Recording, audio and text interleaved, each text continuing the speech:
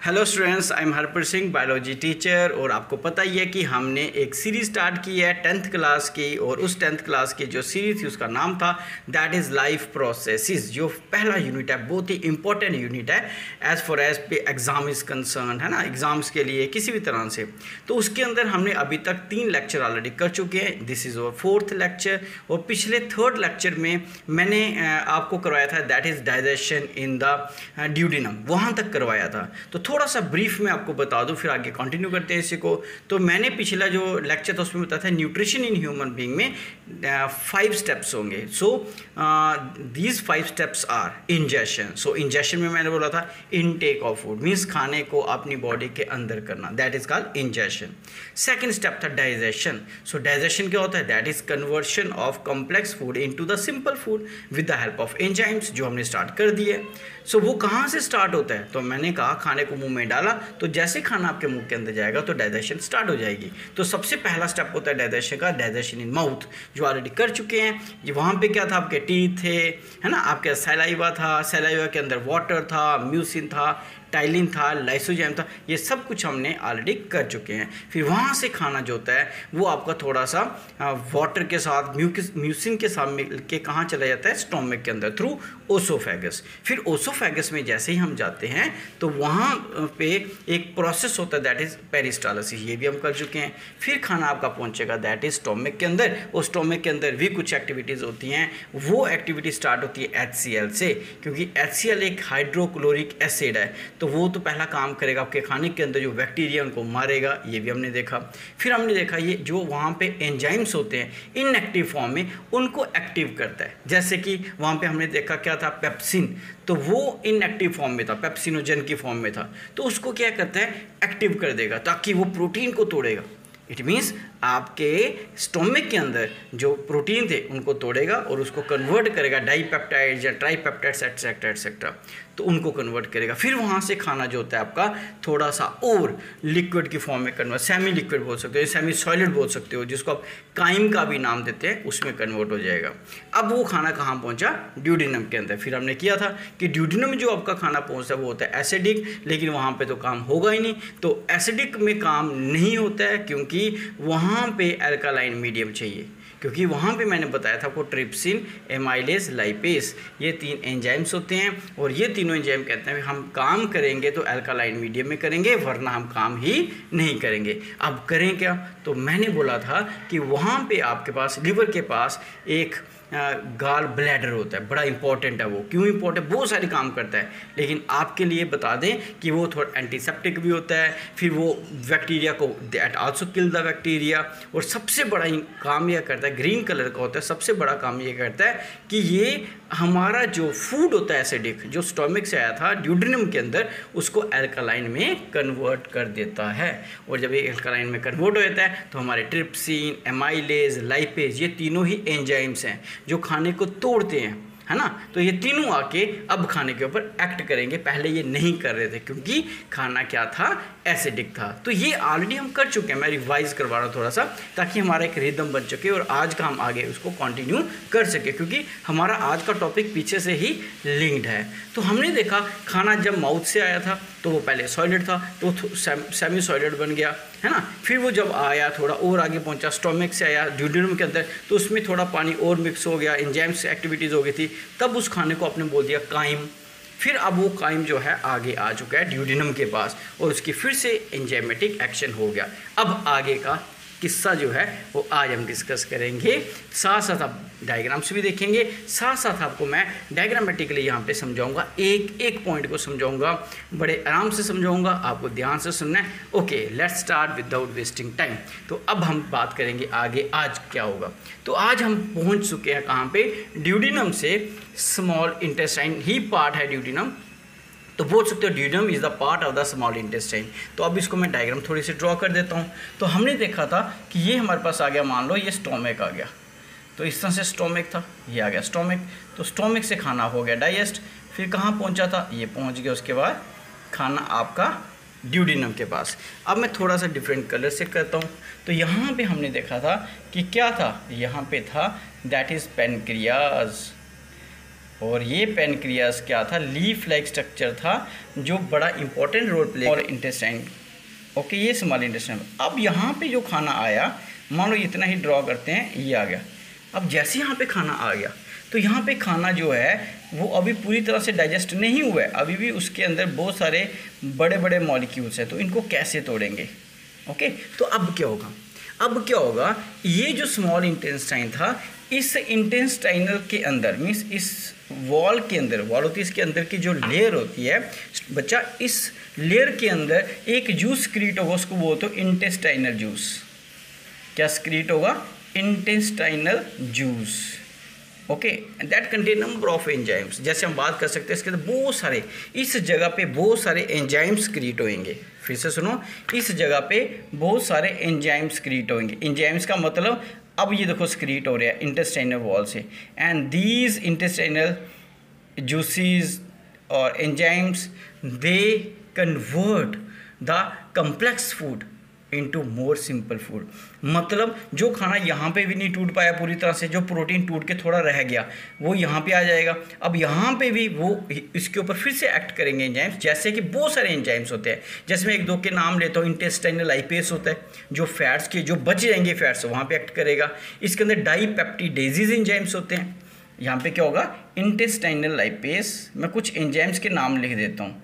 Intestinal lipase, तो ये enzyme है, ये इंटेस्टाइन के अंदर लाइपेस है, और यहाँ पे भी एक लाइपेस था, ये ड्यूडिनम का लाइपेस था, मीन्स सॉरी ये पेनक्रियास से आया था। तो ये जो इंटेस्टाइनल लाइपेस है, ये फिर से जो बच जाएंगे फैट्स पूरी तरह से नहीं टूट पाएंगे, उन पर एक्ट करेगा। इसी तरह से मैंने बोला डाईपेप्टिडेजेस, तो ऐसे भी एंजाइम होंगे जो, अब देखो यहाँ पे क्या, डाई का मतलब दो, और पेप्टिडेज क्या होता है? दैट इज प्रोटीन की ही चेन होती है। तो प्रोटीन हो गई एक बहुत बड़ी माला, उसको मैंने 5-7 छोटे छोटे पीसीज में डिवाइड कर दिया, है ना। तो अब भी वो पूरी तरह से अमीनो एसिड में कन्वर्ट नहीं। मान लो ये होगी प्रोटीन, तो ये प्रोटीन जो है, इस प्रोटीन को हमने और छोटे छोटे पीसीज में कन्वर्ट कर दिया। तो अभी तो नहीं ना पूरा टूटी, तो हमें एक एक मनके को अलग करना है, एक एक जो इसका यूनिट है उसको अलग करना है। तो इट मीन्स यहाँ पे ये डाईपेप्टाइडेजेस क्या करेंगे, तो ये डाईपेप्टिडेजेस जो हैं ये एंजाइम फिर से प्रोटीन की जो छोटे छोटे माला थी, छोटे छोटे मॉलिक्यूल से उनका फिर से एक्ट करेंगी और उनको तोड़ तोड़ के अमाइनो एसिड में कन्वर्ट कर देंगी। सो दे कन्वर्ट द प्रोटीन्स और पेप्टाइड्स बॉन्ड या peptides into the amino acid, और हमें चाहिए क्या? अमाइनो एसिड, तो इसको अमाइनो एसिड में कन्वर्ट कर देंगे। ओके, ये भी हो गया। इसी तरह से कुछ होते हैं हमारे पास माल्टेज, तो ये भी एंजाइम होते हैं, जैसे माल्टेज, तो ये क्या करेंगे? शुगर पे एक्ट करेंगे। आइसोमाल्टेज, है ना। जैसे लैक्टोज है, बड़ी बार नाम सुना होगा, तो उसके लिए एंजाइम होंगे लैक्टेज। सो ऐसे बड़े सारे एंजाइम आएंगे, सुक्रेज। तो ऐसे बहुत सारे एंजाइम्स होते हैं इस जगह के अंदर, जो क्या करेंगे? कन्वर्ट कर देंगे जो खाना अभी भी पूरी तरह से नहीं टूट पाया था, उस खाने को और तोड़ेंगे छोटे छोटे मॉलिक्यूल्स में, और अल्टीमेटली जब ये सारे एंजाइम्स इसके ऊपर फूड के ऊपर एक्ट करेंगे तो आपका फूड जो है वो लिक्विड फॉर्म में कन्वर्ट हो जाएगी, जिसको आप नाम देते हो बाद में काइल का भी नाम देते हो। तो जो यहाँ से खाना आया था उसको बोला था आपने काइन, जो आपका खाना यहाँ से यहाँ पे पहुँचा था उसको बोलते हो बोलस। तो फ़र्क क्या होगा तीनों में? तो यहाँ से जो खाना आया वो पूरी तरह से डाइजेस्ट नहीं था।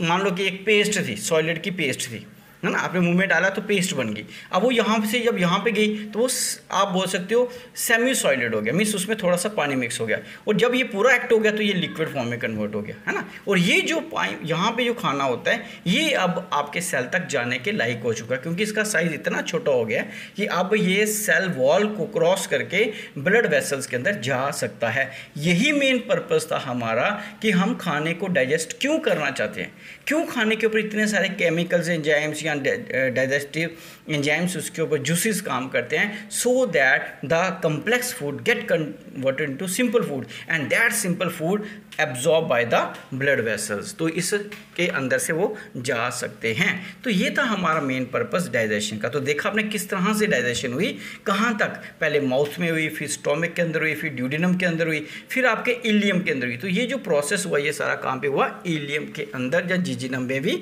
एक्टिविटी, मीन्स इंटेस्टाइनल वॉल के अंदर सारी एक्टिविटीज़ हुई।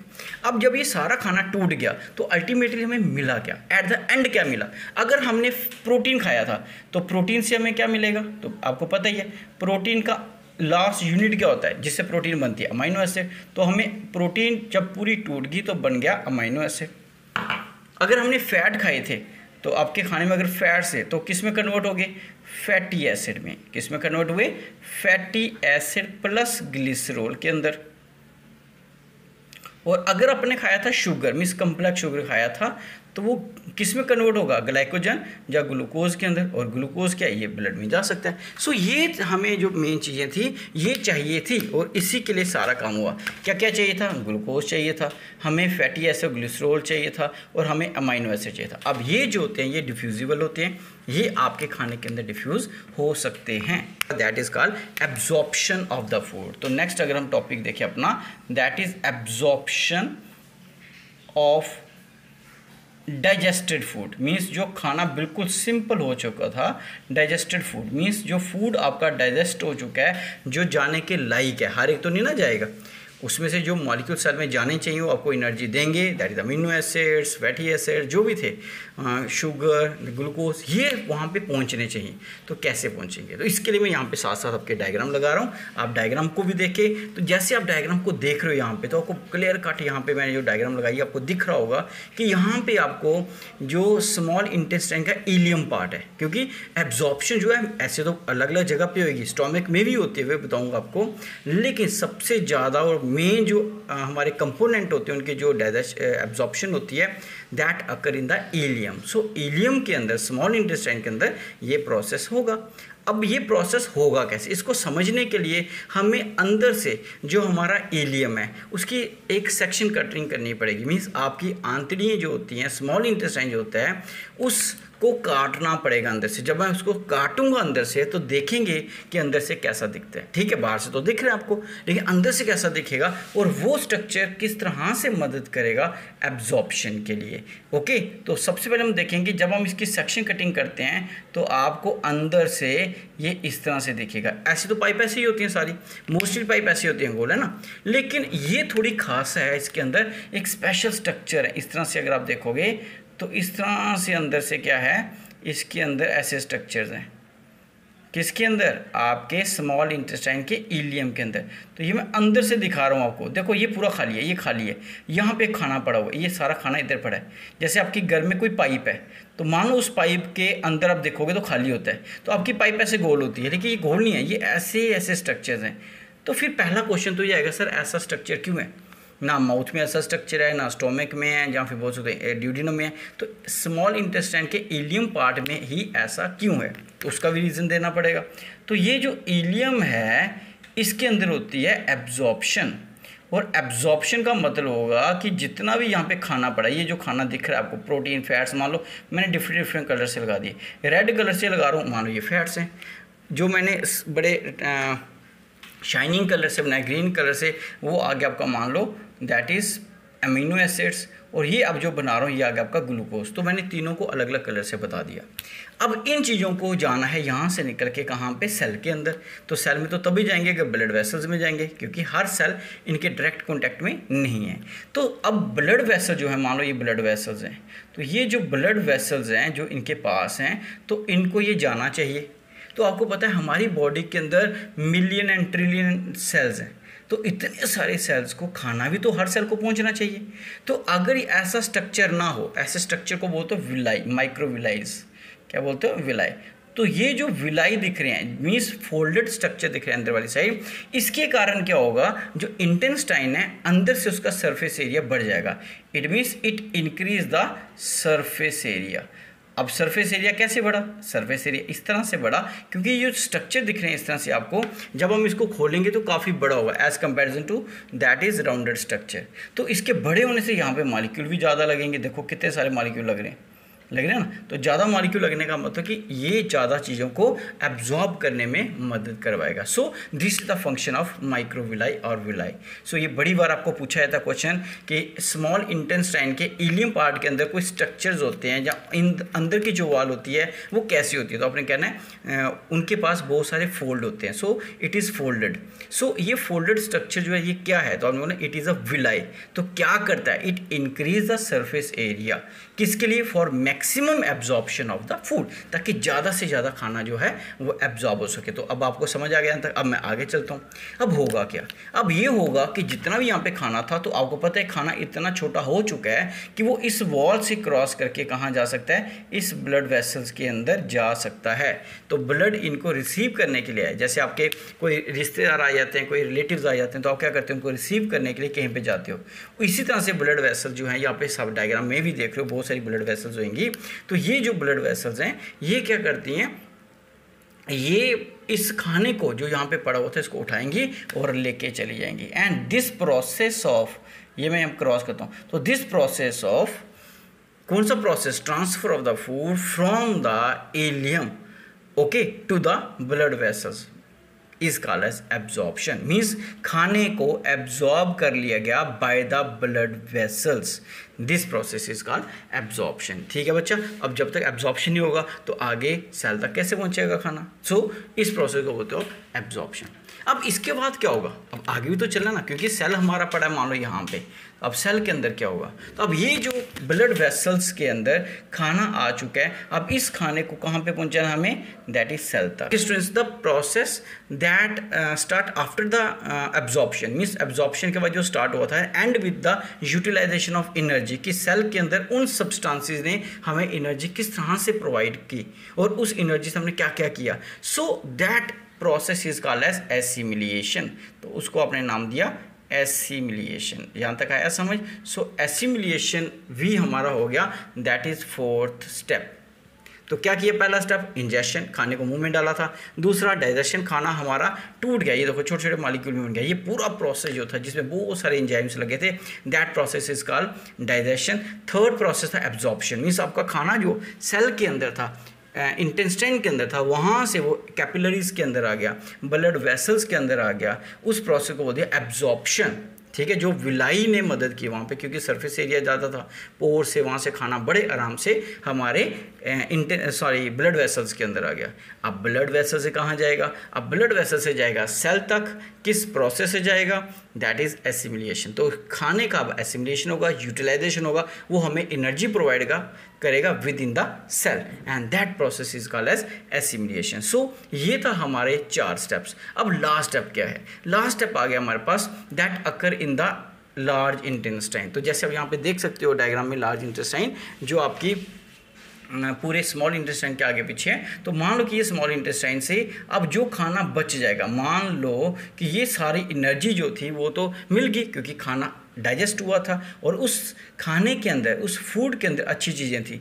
लेकिन साथ ही साथ ऐसा कभी नहीं होता कि हम जो चीज़ें खाते हैं उसमें हमेशा अच्छी ही चीज़ें होंगी, डिफ्यूजिबल सब्सटेंस होंगे। That food also contain undigested food, okay, undigested material, non diffusible substances. तो उसमें कुछ ऐसे सब्सटेंस होंगे जो हमारी बॉडी एब्जॉर्ब नहीं करेगी, हमारे सेल उसको एब्जॉर्ब नहीं करेंगे क्योंकि वो कुछ दे ही नहीं सकते। एग्जाम्पल के तौर पे अगर हम देखें तो गन्ने का रस आप पीते हो, जो गन्ने से जो गन्ना होता है उसका जो रॉ मटेरियल निकलता है, जब आप उसको मशीन में डाल दो वो थोड़ी ना खाते हम, वो खा ही नहीं सकते क्योंकि वो डाइजेस्ट ही नहीं होता।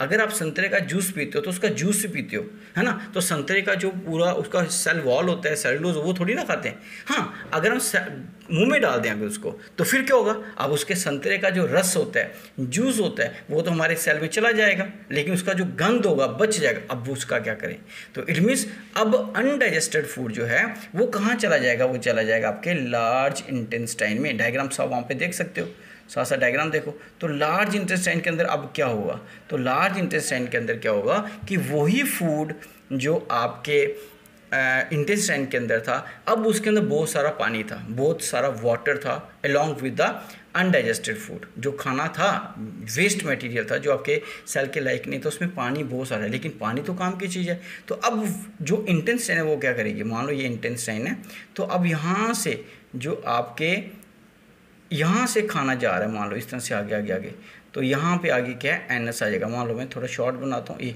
अब मान लो कि यहाँ से उसने खाने ने बाहर जाना था, तो वाटर तो आपका इम्पॉर्टेंट ग्रेडियंट है, मीन्स आपको चाहिए, आपके बॉडी को चाहिए। और अगर पानी ही चला गया साथ, हमें डायरिया हो जाएगा, लूज मोशंस हो जाएंगे, और उस टाइम हमें वीकनेस हो जाती है क्योंकि पानी की कमी हो जाएगी। तो हमारी बॉडी क्या करती है, इस इंटेस्टाइन में से वाटर को बाहर निकाल लेती है, okay, so there is absorption of water, ना कि न्यूट्रिएंट्स। तो यहाँ पे कुछ साल्ट वगैरह उनके भी अदला बदली होती है, मोस्टली जो वाटर होते हैं उनकी एब्जॉर्प्शन होगी यहाँ पे, ठीक है। अब जो खाना जैसे जैसे यहाँ से जाता जा रहा है, पानी उसमें से बाहर निकलता जा रहा है। अब खुद बताओ जैसे जैसे वो यहाँ पे पहुँचेगा तो क्या हो जाएगा, वो सॉलिडिफाई हो जाएगा। मीन्स वही खाना जो यहाँ पे था लिक्विड की फॉर्म में, थोड़ा तो इधर चला गया, अब जो बच गया लिक्विड की फॉर्म में, जब वो यहाँ से होते होते आ रहा है, कहाँ पे आ रहा है, दैट इज वो आ रहा है लार्ज इंटेस्टाइन में। So inside the large intestine there is absorption of water, और इसके कारण क्या होगा, द फूड बिकम सॉलिडिफाई, वो खाना जो था वो बन गया है, सॉलिडिफाई हो गया। इसलिए जब भी हम स्टूल्स को पास आउट करते हैं, जब अपना वेस्ट मटेरियल को पास आउट करते हैं, वो सॉलिडिफाई हो चुका होता है। अब तीसरी चीज़ थी, उसके अंदर कई बार फॉल स्मेल भी होती है। तो इस जगह पे बहुत सारे बैक्टीरियाज होते हैं, ठीक है, यहाँ पे बहुत सारे बैक्टीरिया होते हैं, वो हमें नुकसान नहीं पहुँचाते हैं, ना ही हमें कोई फ़ायदा देंगे, हैं वहाँ पे। तो ये क्या करते हैं, उस खाने में से अपना, क्योंकि मैंने बोला न्यूट्रिएंट की डेफिनेशन हमारे लिए अलग है, हो सकता है वो जो खाना यहाँ पे अनडाइजेस्टेड था, हमारे लिए फालतू था, लेकिन उन बैक्टीरिया के लिए वो अच्छा हो, उनको न्यूट्रिएंट्स देता हो। जैसे हम सारे का सारा जूस होता है, संतरे का, बड़े सारे फ्रूट का, उनका जो गंध होता है, जूस तो ले लिया, जो बच जाता है, उनका रॉ मटेरियल बच जाता है, उसको फेंकते हैं। तो कई बार काऊ होती है या कोई हार्बीवोर्स होते हैं, उनको बड़े शौक से खा लेते हैं, बड़े मज़े से खाते हैं उसको। क्यों? क्योंकि उसके अंदर सेलुलोज है, उनको वो डाइजेस्ट कर सकते हैं, उनके पास सेलुलेज एंजाइम है। तो ऐसे ही बैक्टीरिया के पास भी कुछ एंजाइम्स होते होंगे जिसकी मदद से वो इनको खा लेते हैं। जब वो खाएंगे तो उनके अंदर वो क्या करते हैं, कुछ यहाँ प्रोड्यूस करके उनकी बॉडी का एक्सक्रीशन होता है उसमें चला जाता होगा, जिसके कारण हमारे फीकल मैटर के अंदर फॉल स्मेल भी प्रोड्यूस होती है। तो देखा ना कितनी सारी चीज़ें इनके अंदर, कि हम खाना कैसे खा रहे हैं, कितना कुछ हो रहा है, लेकिन हमें पता ही नहीं। तो अगर आप सिर्फ इस पॉइंट ऑफ व्यू से पढ़ रहे हो कि हमने 10th के मार्क्स लेने हैं और इसको कंप्लीट करके हम क्या करेंगे, अच्छे मार्क्स ले लेंगे, ओके, टीचर्स को इम्प्रेस करेंगे, उसका इतना ज़्यादा फ़ायदा नहीं होगा। मेन पर्पस हमारा होता है कि अगर हम इस बायो को पढ़ रहे हैं, इसको अपनी लाइफ में इम्प्लीमेंट भी करना है। जैसे कि आपको बोला जाता है कि आप अगर खाना खाते हो तो आपको आधा घंटे के बाद पानी पीना चाहिए। तो मैं आपको बताया था पीछे भी एक लेक्चर के अंदर कि क्यों पीना चाहिए। तो ये इसका बायोलॉजिकल आंसर होना चाहिए, हमारे पास साइंटिफिक रीज़न होना चाहिए। नहीं तो हमें तो हर एक बोलता भाई पीना, लेकिन पूछो क्यों, पता नहीं होता है। तो कारण ये है कि जब आपके अंदर स्टोमक के अंदर खाना जाता है तो वहाँ पे HCl सिक्रीट होता है। तो अगर आप पानी पी लोगे साथ में HCl डिल्यूट हो जाएगा। तो वो जो काम करना चाहता है, बैक्टीरिया को मारना चाहता है, एक्टिवेट करना चाहता है पेप्सिन को, वो नहीं कर पाएगा। ऐसी छोटी छोटी चीज़ें जो हमारी बॉडी के अंदर बड़ी इंपॉर्टेंट है। हमें खाना जो है ज़्यादा एसिडिक नहीं खाना चाहिए। हमें 70% हमारा खाना बेसिक होना चाहिए, अल्कलाइन होना चाहिए, हमें पता ही नहीं है। और जब भी हम ज़्यादा एसिडिक खाना खाते हैं तो हमारी बॉडी के अंदर एसिडिटी होती है, हमें बॉडी के अंदर जलन होना शुरू होती है, सर दर्द, सर के अंदर पेन, हेडेक होना शुरू होती है। क्यों? क्योंकि हमारा खाना जो होता है वो 60% एसिडिक होता है, 40% हम अल्कलाइन लेते हैं। तो इन सब चीज़ों को पता होना चाहिए, हमारी बॉडी के बारे में पता होना चाहिए कि कौन सी चीज़ खाएंगे तो वो हमें अच्छी लगेगी, कौन सी चीज़ खाएंगे वो सेल में जाके एनर्जी देगी, और कौन सी चीज़ खाएंगे जिससे हमें बैड इफेक्ट्स या गलत तरह के इफेक्ट्स भी होंगे। So this is as far as the 5 steps of the nutrition. Okay students, तो ये मैंने एक फ्लो चार्ट ड्रॉ किया जैसे मैं हर बार करता हूँ आपको समझाने के लिए। तो बड़ी बार ये क्वेश्चन आता है आपको, एब्जॉर्प्शन ऑफ द फैट्स, आप कहोगे सर या फिर absorption of the fatty acid and glycerols. तो इस क्वेश्चन को आपने किस तरह से समझना, मैं एक फ्लो चार्ट बनाया हुआ, इसी से आपको समझाने की कोशिश करता हूँ। तो बिल्कुल सिंपल वे में समझना, आपको पहले समझना है कि फैट्स की एब्जॉर्प्शन अलग से क्यों हो रही है। क्यों फैट्स जो हैं हमारे वो प्रोटीन की तरह या फिर शुगर की तरह, अमीनो एसिड की तरह एब्जॉर्ब नहीं हो रहे। तो उसका कारण ये है कि जो फैट्स होते हैं mostly they are insoluble in waters. तो जो फैट टूटा था, ये फैट्स आ गए। तो फैट्स जब डिसोशिएट हुआ था, डाइजेस्ट हुआ था, और उसने तोड़ने के बाद क्या दिया था, फैटी एसिड और ग्लिसरॉल। ये पता ही आपको, क्योंकि फैट्स इन्हीं चीज़ों से बना है। बोथ जो यहाँ पर मैंने बनाया है, this is glycerol, this is fatty acid, ताकि आपको थोड़ा कन्फ्यूज़न ना हो। अब ये जो दोनों चीज़ें मैंने बनाई, फैटी एसिड और glycerol, they are insoluble in water. जैसे कि सिंपल आप समझ लो कि आप किसी घी को पानी में डाल देते हो, तेल को, ऑयल को पानी में डाल देते हो, तो वो डिज़ोल्व ही नहीं होता। तो जो चीज़ डिज़ोल्व ही नहीं होगी वाटर के साथ, वो ब्लड वेसल में जाएगी कैसे? क्योंकि अगर सॉल्युबल होगी तभी वहाँ तक पहुँचेगी, by the diffusion, by osmosis, exocytosis, किसी न किसी प्रोसेस से। लेकिन ये तो जो है हमारा फैटी एसिड और ग्लिसरॉल, ये सॉल्युबल नहीं है, इसलिए थोड़ा सा प्रॉब्लम आ जाता है। कि ये सेल तक पहुँचे कैसे। अब क्या होगा, तो अब ध्यान से समझना इसको। होगा क्या, ये दोनों जो मैंने बनाई, ये this is called fatty acid and this is called ग्लिसरोल्स।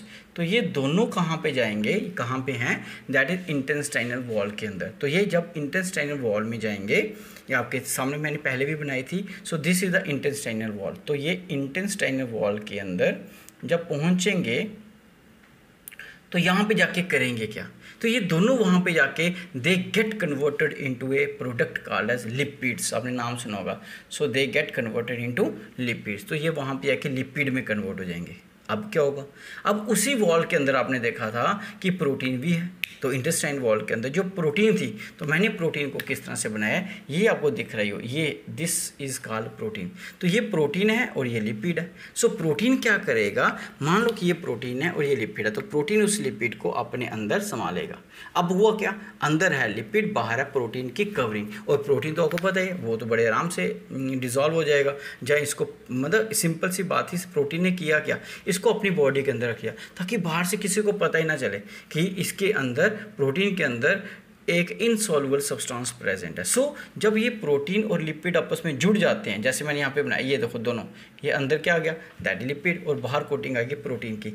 ऐसे स्ट्रक्चर को इंटेस्टाइन वॉल के अंदर जो बनता है उसको बोलते हो आप लिपो मीन्स लिपिड, प्रोटीनिशियस और protein droplets, lipo protein droplet. इसी लिपो प्रोटीन ड्रॉपलेट को टेक्निकली हम बोलते हैं दैट इज काइलोमाइक्रोन। तो दोनों में से, अब दोनों में से कुछ भी लिख सकते हो, कोई भी गलत नहीं होगा। सो काइलो माइक्रोन जो था, अब ये ऐसा स्ट्रक्चर बन चुका है कि अब सेल को छोड़ के बाहर जा सकता है। लेकिन आपने देखा यहाँ पे सेल के अंदर ही ऐसा स्ट्रक्चर आया हुआ है, एक वेसल आई हुई है, पाइप आई हुई है, जो उसको रिसीव करने के लिए, वो स्पेशल एक स्ट्रक्चर होता है जो खाली फैट्स के एब्जॉर्प्शन के लिए होते हैं। इनको आप बोलते हो दैट इज लिम्फेटिक वेसल्स। तो ये भी आप क्वेश्चन पढ़ोगे, जब सर्कुलेशन पढ़ाऊंगा मैं आपको, तो उसमें पूरा कंप्लीट बताऊंगा कि लिम्फेटिक वेसल्स होती हैं, इनके फंक्शंस क्या है, इनका कलर क्या होता है। तो इनका कलर वाइटिश कलर होता है, और वो भी इसी के कारण होता है क्योंकि ये जो हमारे पास लिपोप्रोटीन ड्रॉपलेट्स होते हैं, they are mostly whitish in colour. So ये जब इसके अंदर पूरे जाएंगे, भरेंगे,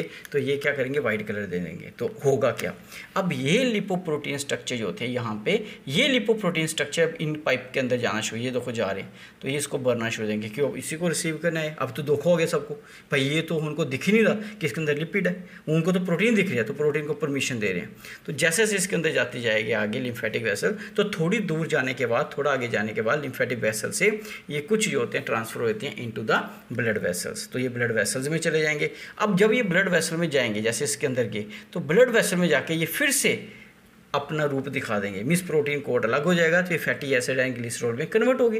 क्योंकि मेन सेल को क्या चाहिए था, ये तो चाहिए थे जिससे एनर्जी मिलेगी। और फिर ये कहाँ चले जाएंगे, यहाँ से सेल के अंदर चले जाएंगे to be used by the cell, ताकि सेल इनको अच्छी तरह से इस्तेमाल कर सके। सो ये था आज का हमारा टॉपिक, कंप्लीट टॉपिक। एक बार मैं इसको रिवाइज कर देता हूँ फिर से। आज हमने किया क्या, कंक्लूड कर देते हैं। तो आज हमने किया था कि डाइजेशन जो होती है ड्यूडिनम के अंदर कैसी होती है। तो मैंने बोला था इनसाइड द ड्यूडिनम क्या प्रोसेस होता है, हमने बोला था वहाँ पे पैनक्रियास से कनेक्टेड होता है, और दूसरी साइड वो कनेक्टेड होता है लीवर के साथ। तो लीवर क्या करता है, अपना एक जो जूस होता है, बाइल जूस, उसको भेजता है, जिससे जो स्टोमक से आया हुआ खाना एसिडिक था, वो खाना अब क्या हो जाएगा, एल्कालाइन हो जाएगा। तो एल्कालाइन में ट्रिप्सिन, एमाइलेज, लाइपेज आएगा, और वहाँ पे आके वो प्रोटीन को, शुगर को, फैट्स को तोड़ेगा। ओके, अब वहाँ पे जो ड्यूडिनम में खाना टूटा, अब वो कहाँ पे आएगा, अब वो आएगा स्मॉल इंटेस्टाइन के इलियम पार्ट के अंदर। और मैंने बोला था जीजिनम और इलियम के जो इंटेस्टाइनल वॉल होती है, यानी कि जो अंदर से, जो आप स्ट्रक्चर भी मैंने दिखाया था आपको, उसके अंदर वाली साइड, जैसे ये आ गया, तो इनके अंदर साइड यहाँ पे बहुत सारे एंजाइम्स निकलते हैं। और मैंने बहुत सारे एंजाइम के नाम भी लिए थे, जैसे मतलब इंटेस्टाइनल लाइपेस बोला मैंने, डाइपेप्टिडेजिस एंजाइम का नाम लिया, आइसोमाल्टेज का नाम लिया, माल्टेज का नाम लिया, सुक्रेज का नाम लिया था, लिखा भी था यहाँ पे, तो लैक्टेज के नाम लिए। ये सारे क्या हैं, ये सारे एंजाइम्स हैं जो आपके बचे बुचे खाने के ऊपर एक्ट करेंगे और उनको तोड़ देंगे। और तोड़ के मिलेगा क्या, तो मैंने बोला था लास्ट में क्या मिलेगा, अगर प्रोटीन थी तो उसके टूट के अमाइनो एसिड मिलेगा, अगर फैट्स हैं तो फैटी एसिड प्लस ग्लिसरॉल मिलेंगे, ये यहाँ पे लिखे हैं। और अगर वो शुगर था, किसी भी तरह के, चीनी खाई है, कुछ भी खाया है, जैगरी खाई है, कुछ भी खाया है जिसके अंदर शुगर होगा, तो वो कम्प्लेक्स शुगर था, वो टूट के ग्लूकोज की फॉर्म में कन्वर्ट हो जाएगा। सिंपल शुगर शुगर में कन्वर्ट हो जाएगा। अब ये चीज़ें कहाँ जाएंगी, ये एब्जॉर्ब होंगी। तो कैसे, मैंने बोला आपके स्मॉल इंटेस्टाइन के अंदर यहाँ पे फोल्ड स्ट्रक्चर होते हैं जिसको आप माइक्रोविलाई या विलाई बोलते हो, और ये सरफेस एरिया इंक्रीज करते हैं मैक्सिमम एब्जॉर्प्शन के लिए। एब्जॉर्प्शन होगी, खाना सेल से इंटेस्टाइन से आपके ब्लड वेसल में पहुँच गया। अब ब्लड वेसल से कहाँ जाएगा, सेल में, और सेल में जाके क्या होगा, उसकी यूटिलाइजेशन, मतलब जिस काम के लिए वो खाना आया था वो होगा, मीन एनर्जी प्रोवाइड करे, और उस प्रोसेस को बोलते हो that is absorption. So absorption भी हो गया। अब जो खाना बच गया उसका क्या करें, तो जो बचा हुआ खाना था जिसका कोई काम नहीं था बॉडी में, अगर वो बॉडी में रहेगा तो किसी न किसी तरह से नुकसान पहुंचाएगा। सो उसमें से पानी एक इंपॉर्टेंट चीज़ थी। So that water get absorb by the large intestine. So large intestine की जो वॉल होती है एब्जॉर्ब कर लेती हैं, और वो वही लिक्विड फूड जो gate convert into solidified food, और इसको आप नाम देते हो फीकल मैटर का। और वो कहाँ चला जाएगा, वो जाएगा रेक्टम के पास। तो रेक्टम लास्ट पार्ट था लार्ज इंटेस्टाइन के आगे, जहाँ पे खाना स्टोर रहेगा, और जब आप चाहोगे उसको बॉडी से रिमूव कर सकते हो as a waste material. So that process is called as egestion. तो ये 5 स्टेप थे आपके पूरे न्यूट्रिशन के। तो होप करूँगा कि आपको ये जो टॉपिक मैंने स्टार्ट किया था न्यूट्रिशन का वो समझ आ गएगा। तो थैंक यू।